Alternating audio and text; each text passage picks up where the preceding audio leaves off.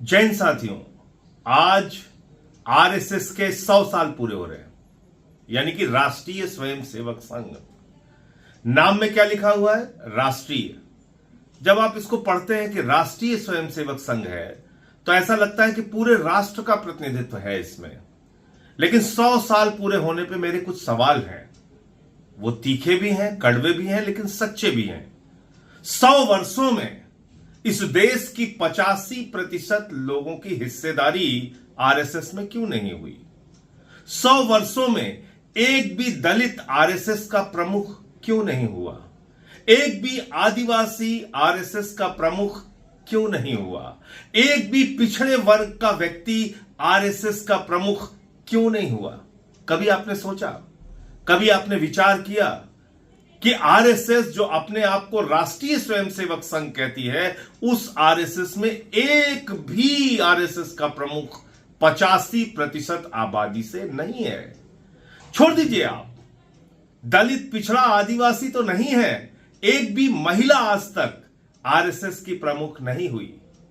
तो आप इसको एक दकियानूसी सोच वाला, एक संकुचित सोच वाला संगठन कह सकते हैं, जो संविधान के खिलाफ है, जो आरक्षण के खिलाफ है, जो दलितों के खिलाफ है, आदिवासियों के खिलाफ है, पिछड़ों के खिलाफ है, जो मनुवादी व्यवस्था में यकीन रखता है, जो जाति के नाम पर भेदभाव वाली व्यवस्था में यकीन रखता है, जो छूत और अछूत की व्यवस्था में यकीन रखता है, जो बाबा साहब डॉक्टर भीमराव अंबेडकर के खिलाफ है, उनके संविधान के खिलाफ है। ऐसे संगठनों से आपको सावधान रहना चाहिए। और इनका क्या योगदान रहा भारत की आजादी के आंदोलन में, यह आपको जरूर पढ़ना चाहिए। 100 वर्षों के पूरे होने पर इनकी शुरुआत 1925 से हुई है, और तब देश जब गुलाम था अंग्रेजों का, उस वक्त आरएसएस ने अंग्रेजों का साथ दिया। इस सच्चाई को देश के लोगों को आज 100 वर्ष पूरे होने पर बताना चाहिए।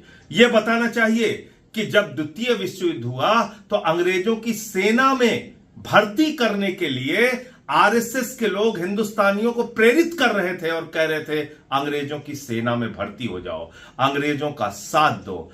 आप जाइए, इतिहास में पड़ताल कीजिए, खोजिए और थोड़ा वक्त लगाइए, आपको पता चलेगा। क्रांतिकारियों की मुखबिरी इन्होंने की, भारत छोड़ो आंदोलन का विरोध इन्होंने किया, भारत की आन बान और शान तिरंगे झंडे का विरोध इन लोगों ने किया। यह इतिहास का ऐसा काला सच है जिसको आरएसएस कभी इनकार नहीं कर सकती। इसलिए जब आप 100 साल पूरे होने पर यह सुन रहे हैं कि प्रधानमंत्री टिकट जारी करने जा रहे हैं, पाठ्यक्रमों में आपको आरएसएस का इतिहास पढ़ाया जाएगा, तो उनकी बड़ाई, उनकी तारीफ, उनके कसीदे पढ़े जाएंगे, लेकिन यह नहीं बताया जाएगा कि इसने आजादी के आंदोलन में देश के साथ गद्दारी करने का काम किया है। यह भी नहीं बताया जाएगा कि 52 साल तक आरएसएस ने अपने मुख्यालय पर तिरंगा झंडा नहीं फहराया। और यह तो आपको जरूर याद रखना चाहिए कि यह भेदभाव में यकीन रखने वाला संगठन है। इसीलिए आज तक आरएसएस का कोई भी प्रमुख दलित,